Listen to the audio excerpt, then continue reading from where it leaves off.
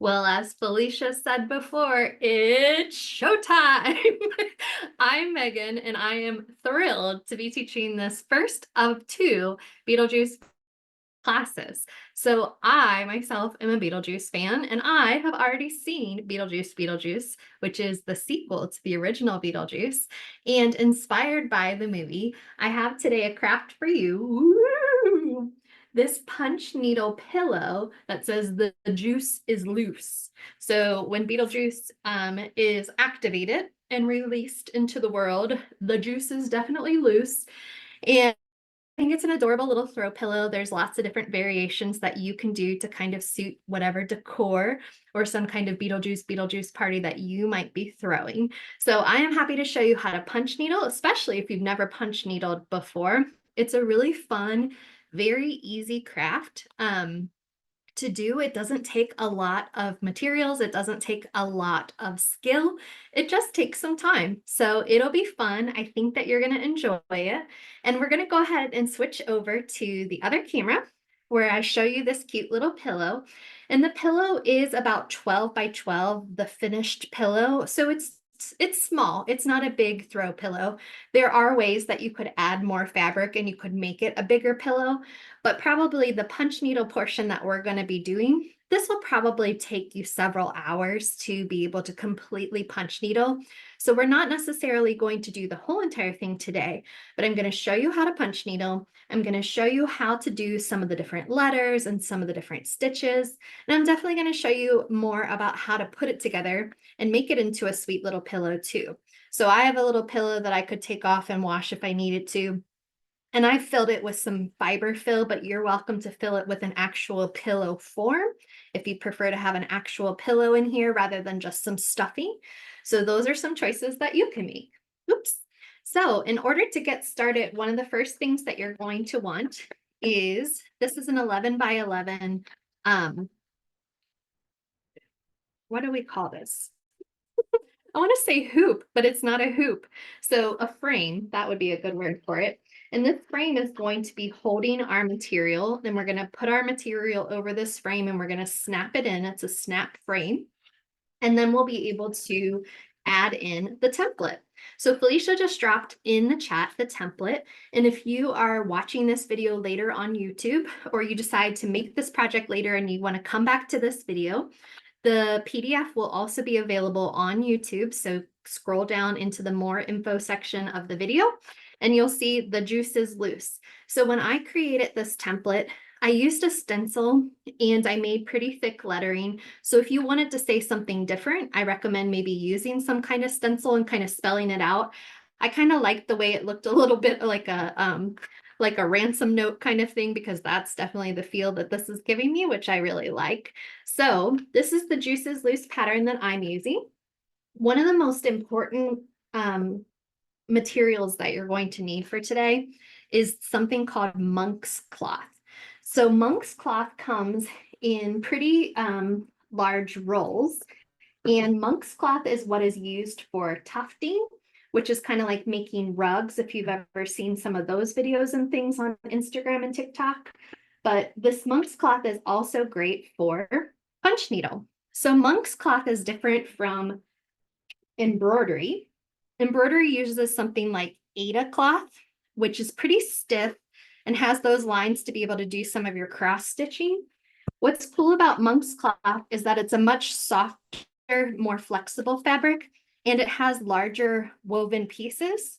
And what's going to happen with punch needle is we're going to use a wooden punch needle and we're going to punch through the fabric.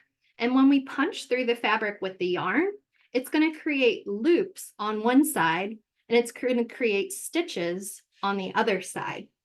So you decide if you like the loop side, which is going to be pretty fluffy, or if you like the stitches side, which is going to be more exact or more precise. And you can kind of decide which side you like better for your finished project. So my pillow, the Juices Loose pillow, these are all the stitches. So you can really see those stitches. All the loops and all the fluffiness is hidden on the inside of the pillow, because I want it to have precise so that you could see these letters and that these letters would be very visible in the pillow.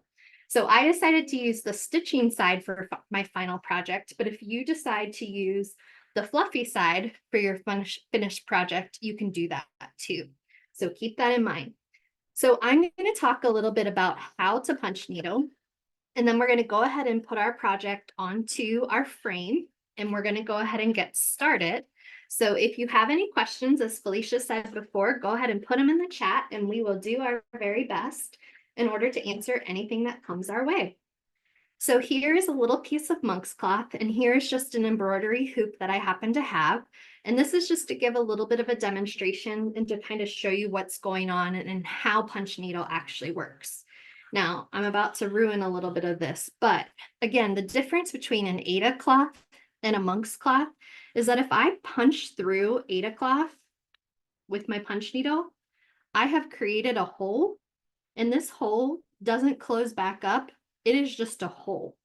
And there's nothing about those fibers that is grabbing the loop and keeping a loop of yarn on the other side. This is why this kind of material does not work for punch needle. Whereas if I punch through monk's cloth, just like I did before, it does form a hole, but watch when I finger the part underneath it, you can see how that hole kind of closed up. So here's the hole I create. And then if I just rub my finger behind it, you can barely see that I ever went into it. So what's cool about monk's cloth is the weaving of it allows for you to be able to go in and out without creating permanent damage to the material. And this monk's cloth kind of grabs the yarn and keeps it on one side. So I have 3 colors of yarn I'm going to use today. I'm going to use white, I'm going to use black, and I'm going to use Loops and Thread Impeccable color that's called Guacamole.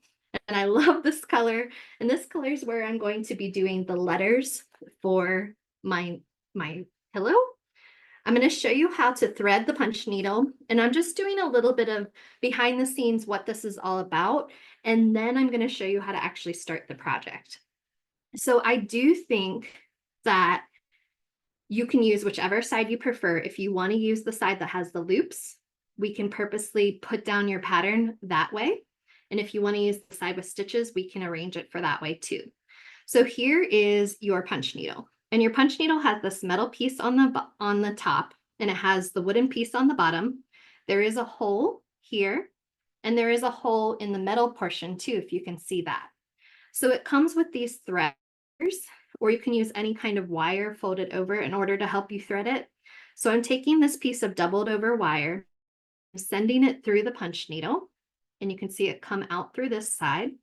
And what I'm going to do with this double wire right here is I'm going to go ahead and stick the yarn through this double wire and thread it through there. And then I'm going to pull this wire through the punch needle.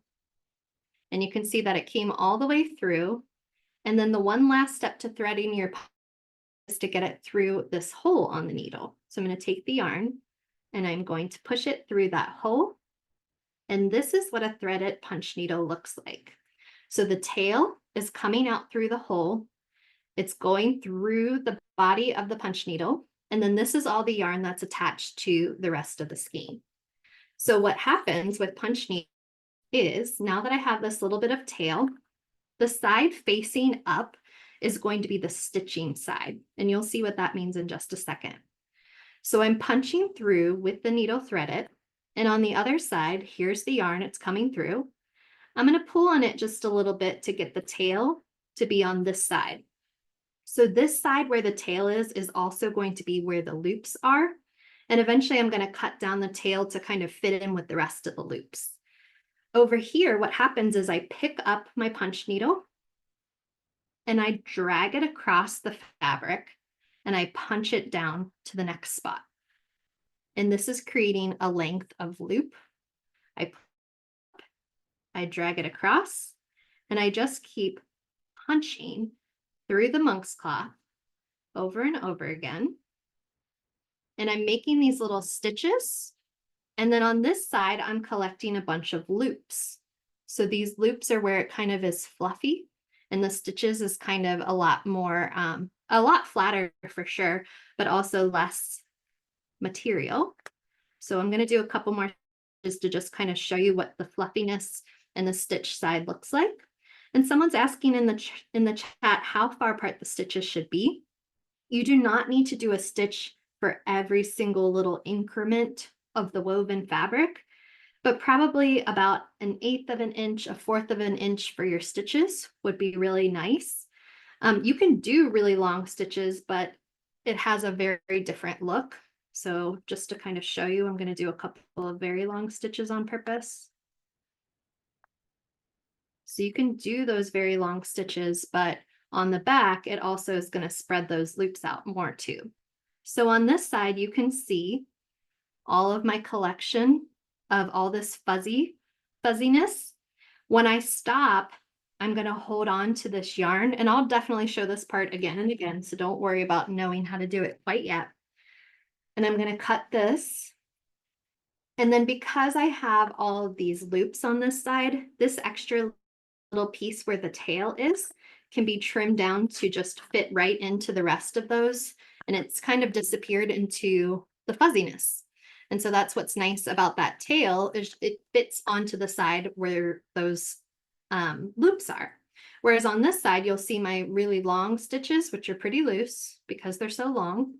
And also the smaller stitches that are a lot easier for you to be able to see and hold on to. So this is the overview of punch needle.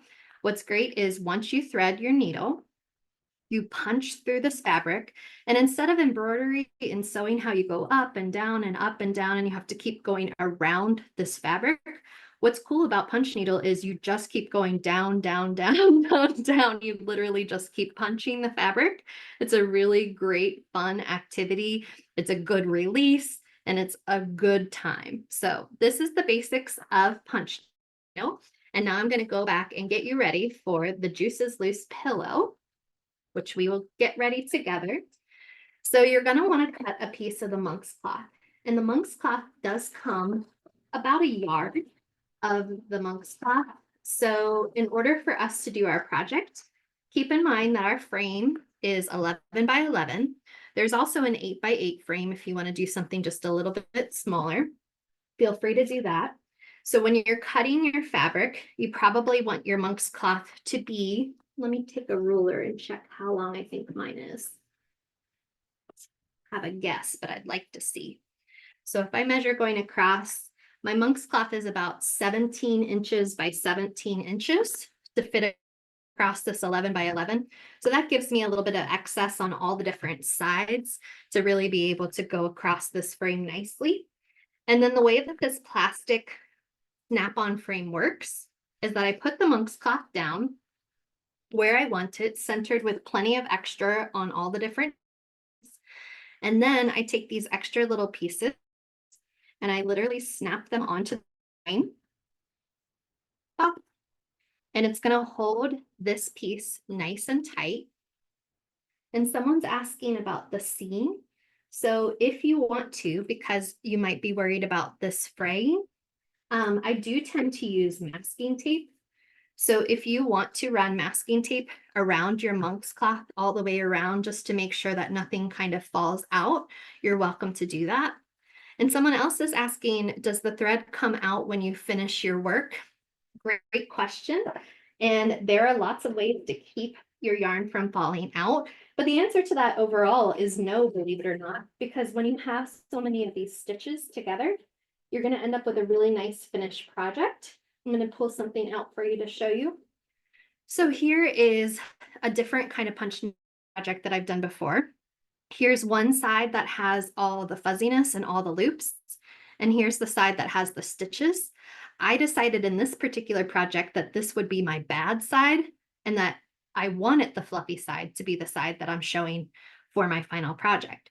So once you have this and you decide which side is your final project, there is going to be some adhesive that you can use. So Mod Podge, if you're familiar with Mod Podge, will definitely do the trick. So you can just coat a layer of Mod Podge over here. And what that's doing is the Mod Podge hardens and kind of hardens your thread and your yarn, and it keeps it from any of those stitches being able to fall out. We also have something called Easy Tufting Adhesive. And so this is another one of those adhesives that you can just put onto whichever side is your bad side, and it just holds them in place even more so. But honestly, the pillow that I have, this is the stitch side, even the loop side, and it can withstand. It's not coming back out. It's not magically just coming unraveled. I'm scratching at it and none of these stitches are coming up and getting undone. So that's something to kind of keep in mind, that if you want to add these adhesives, that's always a good idea. Also, hot glue is a good idea. If you want your finished project, if you want to put a piece of felt, or if you want to put another piece of fabric and just hot glue it to it, that hot glue is going to hold on to a bunch of those stitches and keep it nice and smooth for you also. So I'm going to keep snapping this frame on, and I'm so thankful for those of you who have joined me today. You're asking some really good questions, so please feel free to keep doing that and put anything into the chat about what you're wondering or what you may have tried, and that can help all of us learn a lot more about this project. So these also twist, which is really nice, because if any of you have ever done cross stitch or embroidery, you know that after time this kind of starts to warp and it starts to get a little looser. And what's nice about this plastic frame is I can twist these and I can automatically get some more tension, make this a lot tighter very quickly. All right, so the next question is how to get the pattern onto the monk's cloth. And it's going to be easier, I think, than you'd think. So you do want to print out the pattern. So there's a PDF available that Felicia put in the chat, and that will be under this video. This is just one idea for your pillow using this catchphrase that Beetlejuice uses. And then I'm going to put it underneath my monk's cloth, and I'm going to tape it onto the back.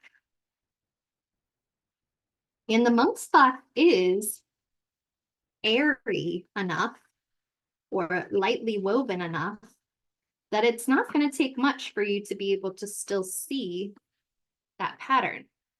So I think you can even tell just from this video camera, you can see it pretty well. And in person, if I have a little bit of light, or if I have a light box, or if I'm holding this up to the window, a lot of times I end up tracing these while I'm holding them to the window, you can definitely see that. Now, if it's not coming through enough for you to be able to see the wording, or if you don't have enough light wherever you're working, there are other ways to do it.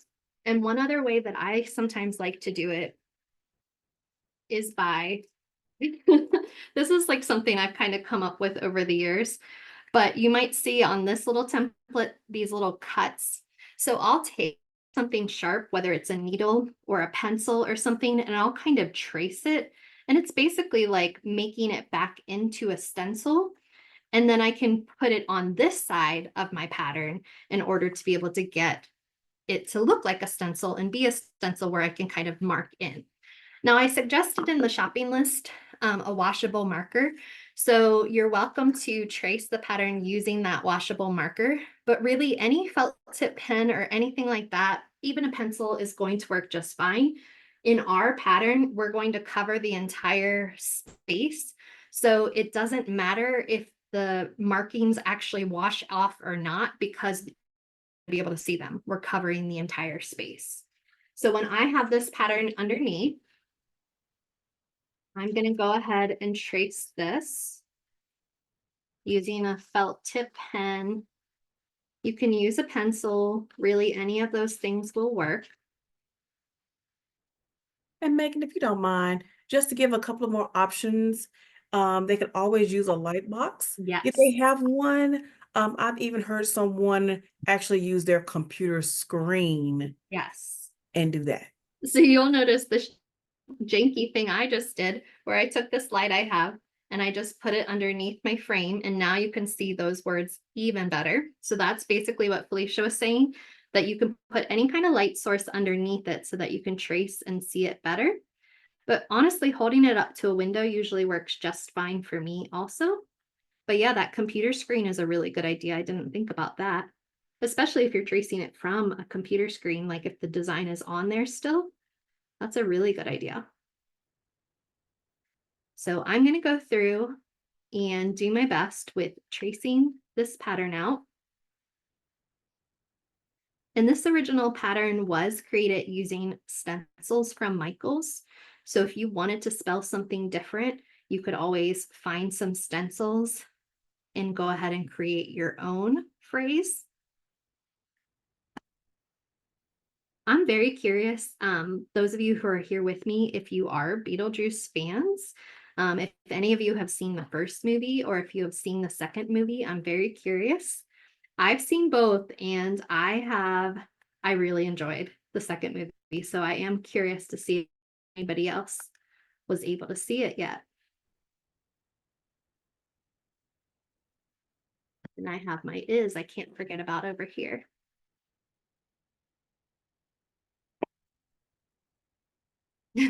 Just trying to hold it in the right spot. There we go.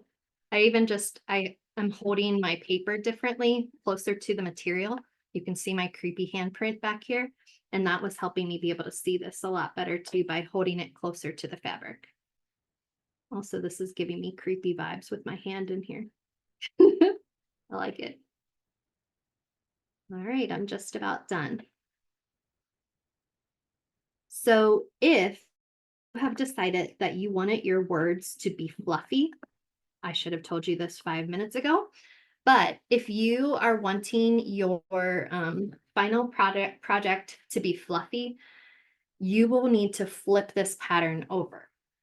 So these letters are in the correct way for you to make the pillow the same way that I did, which means that you're going to be seeing the stitches and you're not going to be seeing the loops.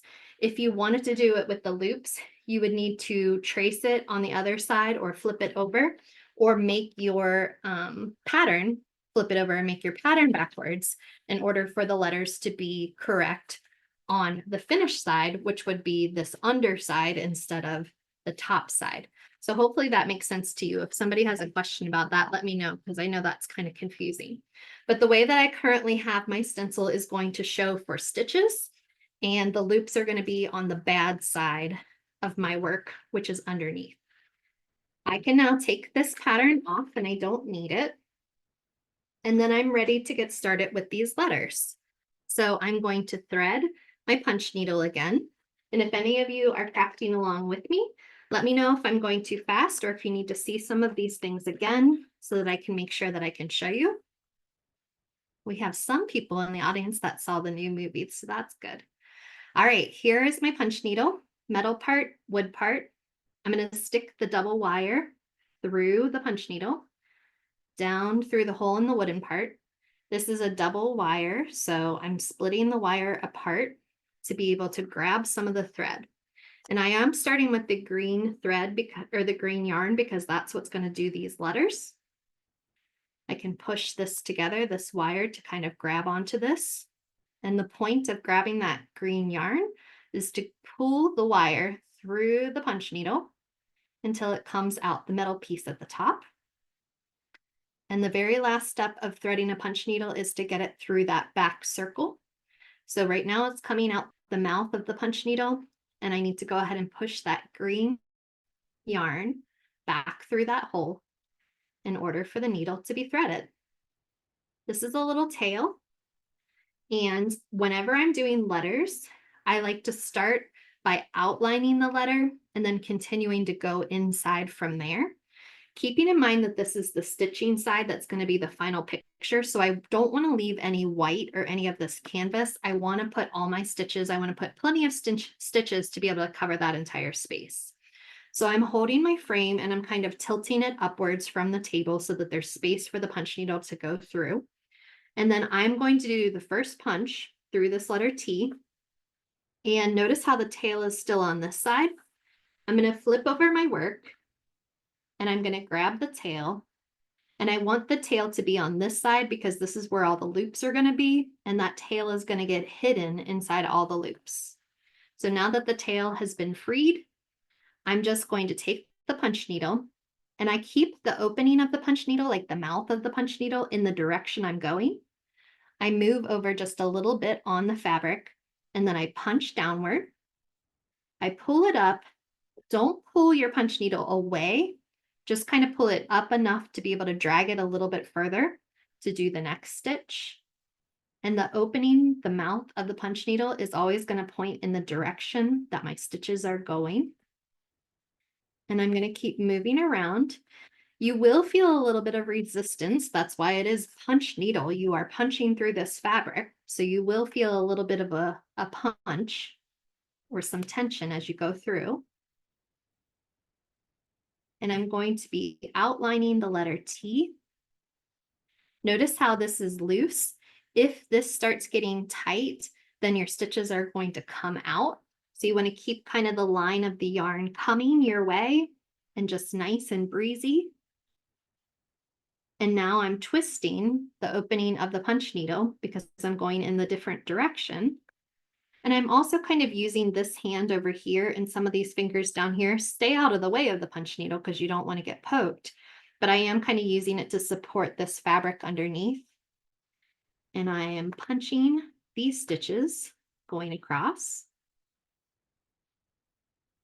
And then I can either turn my needle or turn my frame or both in order to go down the letter T on the side. And then I'm going to go and I'm pulling some more yarn as I go. So while I was pulling off a little piece of fiber, I kind of pulled this stitch a little bit loose. You might be able to see that it's kind of a little bit further up. So if I go to the back and I pull on these loops and I pull these loops up and towards me, that's going to tighten some of these stitches. So this one stitch right here, I have a little extra yarn. I'm pulling from the back in order to kind of make it flush with the material again. And then if you get your yarn far away from your punch needle, so now this, I don't want to punch down with this much because that's going to be a really wonky stitch. So I need to get it nice and tight, which means I'm going to pull through the punch needle and get the yarn so that the tip of my punch needle is touching the fabric again. And then I'm ready to keep going. So especially those of you who might be watching who are new, I'd love to know if you're having any problems, if you think there might be some things that I can help you with. I remember the first time when I was doing this punch needle, I was just thinking, how is this even working? It feels like magic.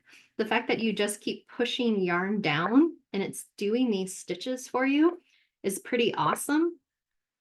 But what's happening is the monk's cloth is grabbing the yarn and it's keeping loops over here that are built based on how tall your punch needle is. So if I had a punch needle that was even taller, these loops would be even fluffier, a higher pile count. So I've done the outline and now I'm going to kind of keep going inside of that outline until I've filled in all of the space on the canvas. So I'm going to punch in another line and the stitches can overlap. You can stitch on top of stitches. You can fill in the space with more than one stitch. So if you want to keep them really tight and close together to make sure that you're filling the entire space, you can do that.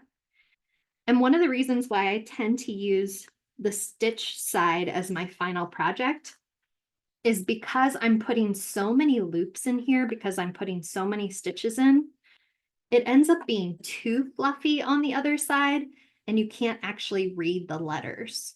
And I'll show you what I mean when I flip this back over. So now I'm going down through here. And like I said, it's okay for me to overlap stitches. It's okay for me to go through some places that already have stitches and add more. That's not going to hurt anything.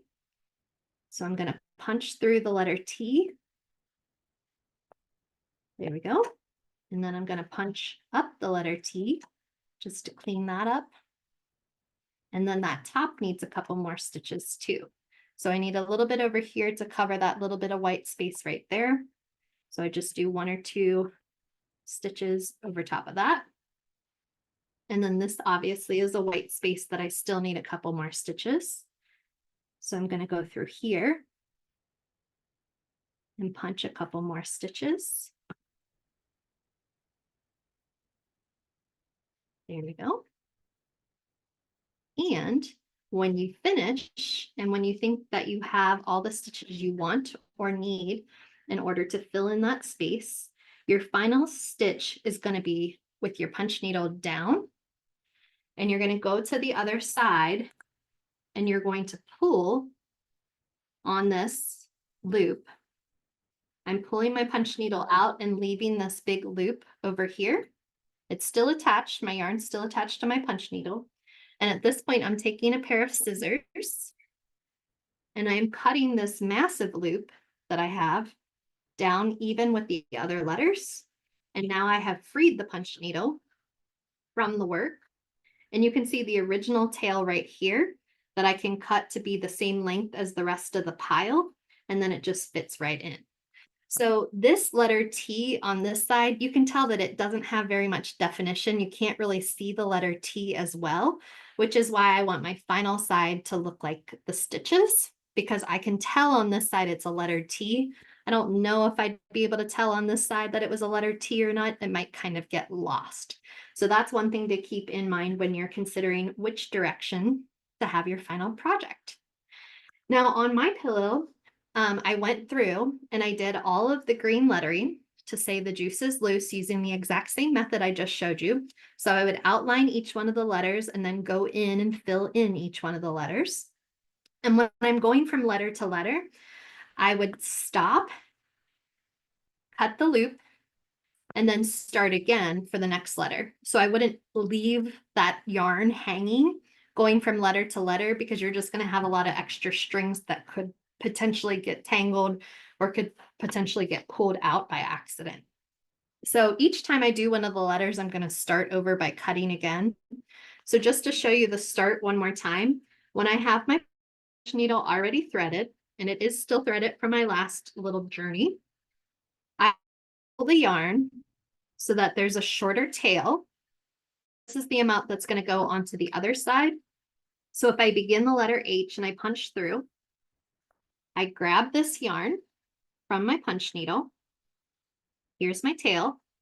I'm even going to pull on the skein a little bit to make my tail a little bit shorter. There we go. And now that tail is going to stay on that side. And I do another one or two tricks is that if you mess something up, you can pull these out. So you can pull these out very gently. And even if it looks like it has kind of ruined your fabric, it hasn't. Just run your finger along the back of it and it kind of like self-heals. It covers all those, the weave of the fabric kind of covers it back up. And then I can go back to where I messed up and I can repunch those stitches.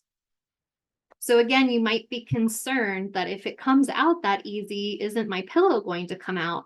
But once you have all the stitches in here nice and tight, it's a lot harder to pull out. But you will maybe want one of those adhesives just in case. So with this part, I would keep going with the letter H. And when I finish the letter H, here's how you finish each time.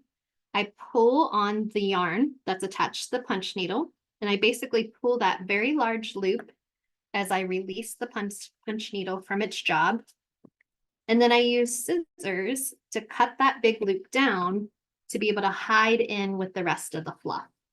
And now this is not attached to my project anymore because I cut that loop that kind of freed my punch needle up from the rest of my project. Now you might have noticed that also on my pillow, I have these black and white stripes. So I didn't include the black and white stripes in the pattern because when I made this the first time, I made up the black and white stripes as I went. So you can plan ahead. You can take a pencil, you can take a ruler, and you can kind of purposely draw some lines on here of where you want black to be and where you want white to be. But it's also just fine for you to kind of free flow. And I'll show you how to do that. So I just took the green guacamole out of my punch needle, and now I'm going to go to the black yarn, and I'm going to thread my punch needle again. And in order to thread my punch needle, I need that double wire. And I push the wire through the punch needle to get it through the wooden handle. And then in this wooden handle, I'm going to go ahead and put that piece of black yarn through. This is me threading the punch needle. Pull on the double wire all the way through your punch needle. And when your black yarn comes through the top, you're going to stick the black yarn through that back hole. And you have a punch needle that's threaded with black yarn. So I'm going to kind of free form some of those black and white lines. So what I'm going to do is I'm going to kind of pick a spot to go. So if I start with black down here, I'm kind of going up against the frame. And you will notice that because the frame is rounded, that there's a certain amount that you can't reach that's in here. You can also move these, like twist them away so that more is exposed. But I'm going to go ahead and I'm going to start a black line. And I'm going to pick a black line that kind of goes through some letters and kind of gives it some definition. So I'm just making this up, and you can map these out ahead of time, or you can kind of free flow with them like I'm doing right now. So I'm untangling a little bit of my black yarn, getting some of my scraps out of the way. And then I am ready to show you this black line. There we go. So I have that little bit of tail. I punch through for the very first punch. I grab on the other side. This is at the bottom of my screen. But I grab that tail to pull out that tail. And then I'm going to pull on the punch needle, this yarn, in order to make the tail go a little bit shorter. And now that it's a little bit shorter, I'm going to flip this around for you to be able to see this way. I am ready to do some stitching. So I'm going to go between the L and the O is where I'm going to put this first black line. And I'm just creating this as I go. And I kind of like that one of the letters is going to be in one color and the other letter is going to be in the white color. And then I'm going to go between U and the I to make that definition up there. You can do these straight, you can do these curved. Most of the Beetlejuice black and white lines are usually straight. So if you're trying to emulate that, you probably want to keep them straight rather than super curved. And I'm going to go through the T and the H here and just make a little path between the T and the H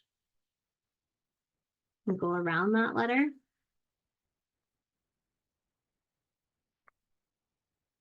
And now my black line is going to go in this direction over here.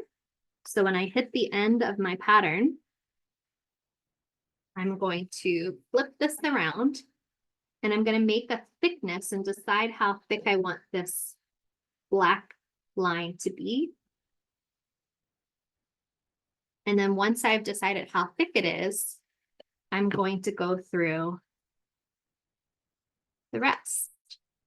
So there's a good question in the chat that's asking about, is it better to do the black lines before or after the letters? And I absolutely want you to do the letters first before you do your black lines. I don't have time in this 1 hour class to be able to get all of that done, but I do think it's best to have the letters done completely first before you add in these black and white lines. So that's a great question. Thank you for asking that and clarifying that. It's not the end of the world if you do them in a different order, but I do think it will be easier in general to kind of keep that under control. There's probably another question, and that is, does it matter if you do the black or the white? And I want to show you on another one that I've kind of started how that's going. So on this one, I don't have the lettering, but I went ahead and did all of the black lines, and then I can just fill in the white lines when I'm ready. So this is the side that's the fuzzy side, and you can see it's a little bit harder to see the definition of the lines. On this side, the lines are a lot cleaner, and there's more space for me to put those white lines in as well. So yes, the black and white lines I think should go after the writing, but then it doesn't matter if you do black or white first. Both of those will be okay. So I'm actually going to leave this for now, and I'm going to show you putting the white in on this one that's already kind of ready for the next step. So to end this, let me go all the way down to the end. In this process, I would keep filling in this whole entire black column that I'm creating. So I go back several times and do lots of stitches to get all of that canvas covered. But when I'm with any of my stitching on my punch needle, the way that you finish it off is you leave the punch needle on down so that it's down onto the other side. I flip over my work, I grab the loop and pull that loop and pull this punch needle away from my project. And then I am able to get my scissors and cut that long loop down, and it will fit in with the rest of your pile. And then you have this so far that's done. So you transferred the pattern, you went ahead and did the letters, you picked out some spaces that you want it to be black and white. And so when you do either all your black or all your white, if you want to, you can keep switching back and forth. But let's say that you did all the black first. Then for me to go back through with my white, I just want to show you one or two things that could be a potential problem just in making the colors, keeping those lines nice and tight. So I'm sticking this wire through my punch needle, and I am about to grab the white yarn and pull it through my punch needle. So I see another question. Would it be better, or when you pass through the letter O, is there a trick to keep going through, or do you cut the loops and re-enter? Great question. So if you are doing something like the letter O, you are going, chances are the inside is going to be one of the black or the whites. So just keep going around and then cut it before you go to the next letter O. Another question asks, is there a correct side of the frame to punch from prior to putting it on the pattern? I would say yes, because I think that your material should be high. So I do think that you want this like inch or however thick this frame is to be off the table, so that if you wanted to keep it on the table and if it was high enough, you could punch without any problem, without the punch needle poking underneath. So yeah, I think there is a way for you. I do think you want to do it on this side. And you'll also notice that when you put it in the frame, this fabric kind of folds over like this. And I think that's going to be harder for you to work on. So I would call this the bad side when you put your fabric in. And I would call this side that's nice and tight like a drum, the good side. So there's another question. When you go into the O, do you jump over or do you cut loose, then fill the inside of it? Do you jump over? I think I know what you're talking about, but let me double check.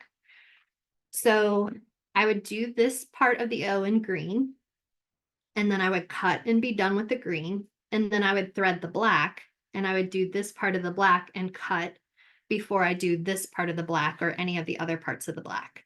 So I would not drag. I think I know what you're talking about now. If I was doing black here, I wouldn't drag the black over top of the O to get into the rest of the black space, because that's going to actually leave a stitch over top of your green.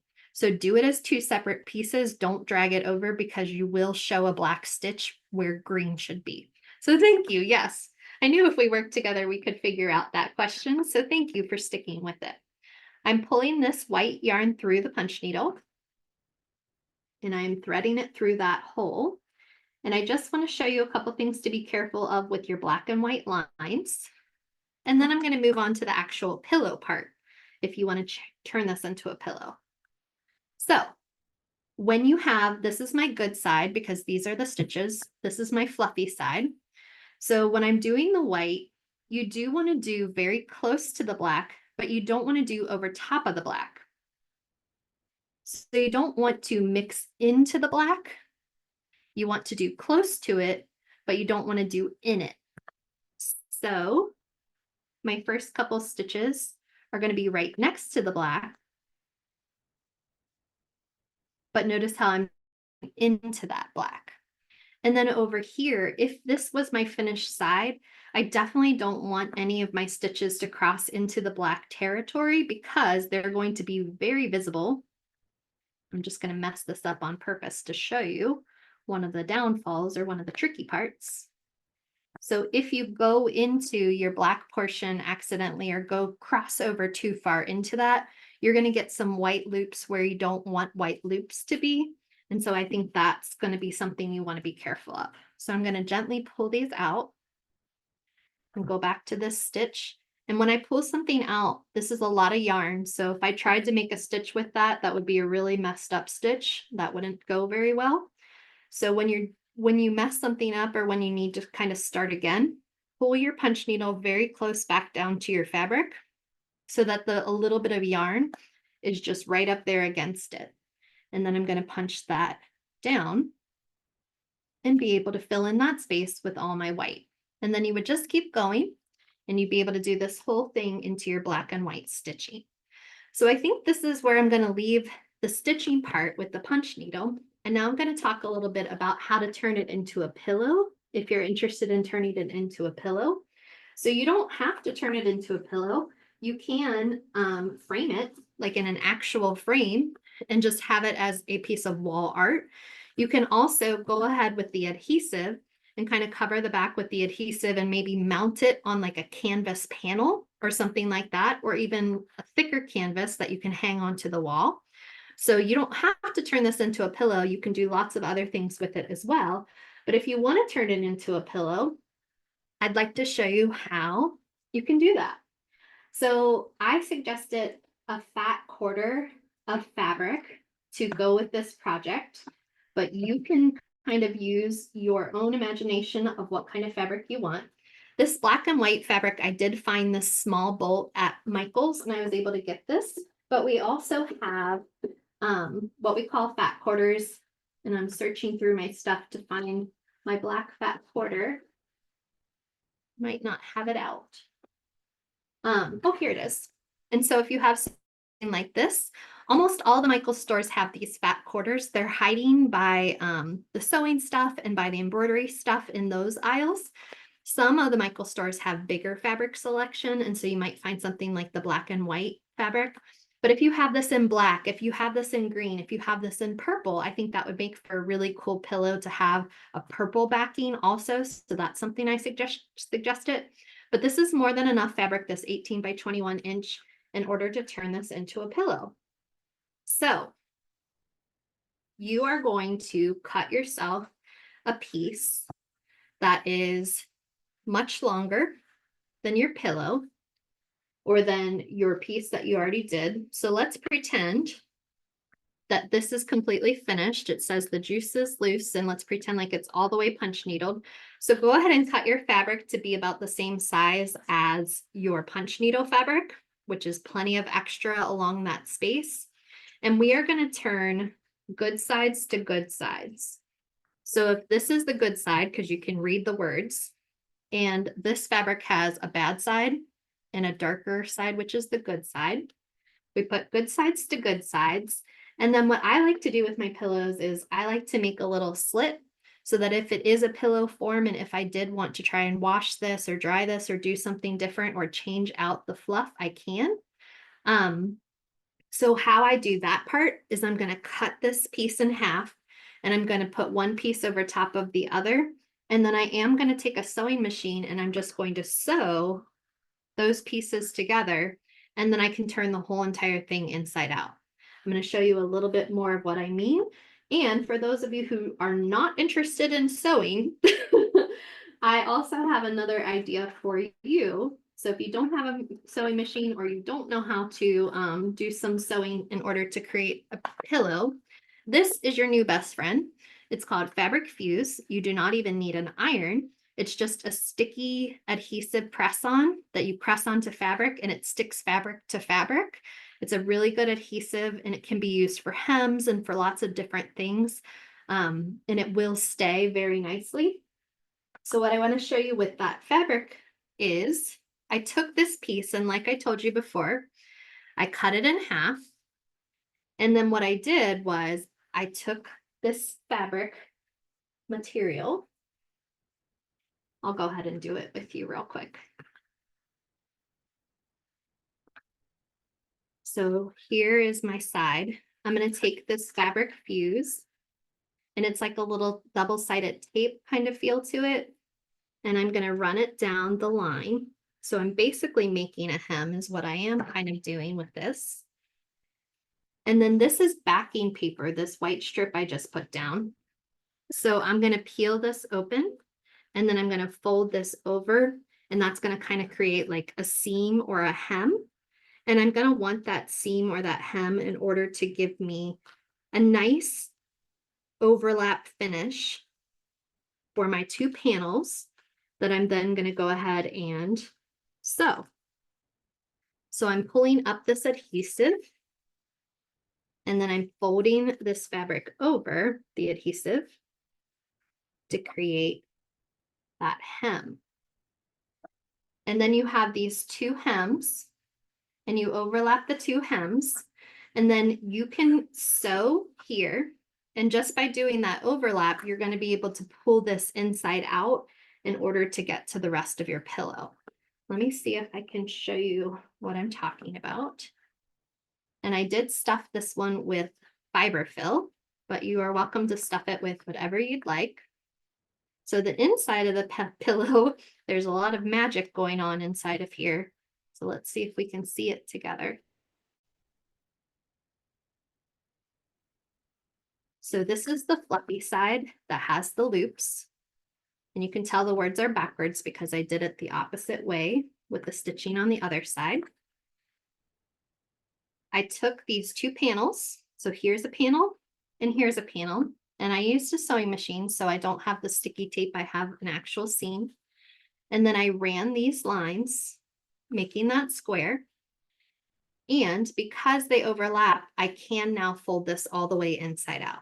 So if you don't want to use a sewing machine, right here, you're going to put that sticky adhesive, the fabric fuse, and you're going to attach your monk's cloth to your fabric using that sticky adhesive all the way around this square. You can cut down all this extra fabric. All of this is plenty of extra fabric you don't need, but I'm about to go inside the pillow. So this is what the other side looks like. Someone was asking. So notice that the letters are backwards because these are the loops. These aren't the stitches. And if you had one of the adhesives, since this is the bad side of my work, I would squirt some of this adhesive and take a paintbrush or a foam brush and kind of go across this. But honestly, this is really tight and this is not coming up. So at this point, I don't feel like I need that extra protection. But if you want to, do the adhesive on the bad side. Don't do the adhesive on the good side because it will get a little bit crunchy. It being crunchy is good because it's keeping it from slipping through the monk's cloth, but you don't want to lay on something crunchy. So I have these overlapping panels. And now because I have those overlapping panels, I can turn the whole entire thing inside out through that section I have overlapped. And I can poke through and get each one of my corners to be a little bit more square.